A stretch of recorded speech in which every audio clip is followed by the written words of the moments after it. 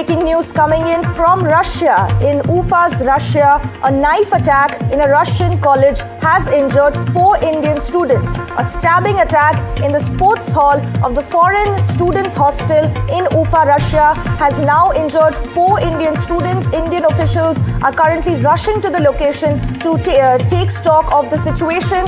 This is the statement that we're getting in from the Indian embassy in Russia, where 4 Indian students, among several other people, were injured in a knife attack in Russia's Ufa.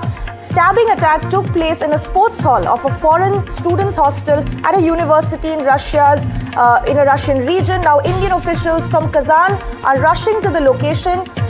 This is the statement that's coming in from the embassy in Russia. An unfortunate incident of the attack has occurred in Ufa, where several persons, including 4 Indian students, have been injured. My colleague Vishal Vivek joins us on the phone line to give us some details on this tragic incident that has occurred in Russia's Ufa. Vishal, what can you tell us, bring us some of the details of this incident? Well, Disha, this is a region that is totally, snow-capped at the moment. It's a very difficult region in itself already. And this attack took place in which as you rightly mentioned, about 4 Indian students have been injured. It's not a rare thing that Russia is witnessing this attack. There have been some attacks in the recent past on students. There have been some stabbing attacks in the recent past.